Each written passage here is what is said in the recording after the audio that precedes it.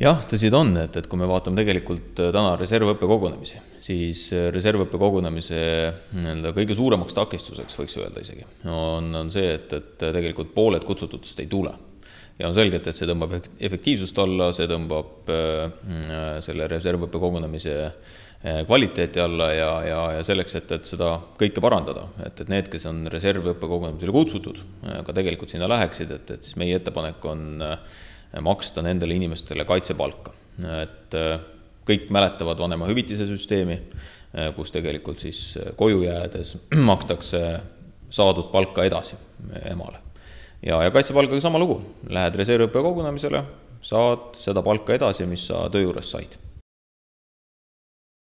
Kui me võtame seda, et 80%, kelle julgas viidi läbi küsitlus, et miks te ei tule, siis 80% ütles, et see makstav 27–40 eurot päevas, et see on liiga väike tasu ja sellepärast neil, kuna sissetulek langeb, siis nad ei lähe. Siis esimene loomulikult kõige olulisem kasu on see, et reservõppe kogunemiste kvaliteet tõuseb ehk seal osaleb rohkem mehi ja ka naisi. Teine kindlasti see, et selle tulemusel tegelikult seda nii-öelda kõige kaasaegsemat ja viimast väljaõpet saanud inimeste hulk kasvab.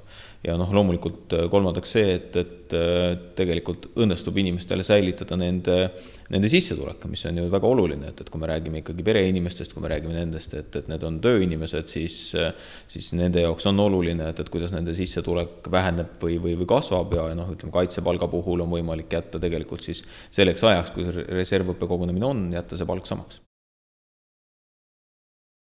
Nendest inimestest, kes juba on ajateenistuse läbinud ja peaksid minema siis reservõppe kogunemisele, siis sõduri garantii puudutab eelkõige siis ajateenijaid, ehk siis need noored, kes tegelikult lähevad ajateenistusse ja seal on neid tegelikult muresid päris mitu. Ja esimene mure, mis me teame, on see, et näiteks ravikindlustushüvitis.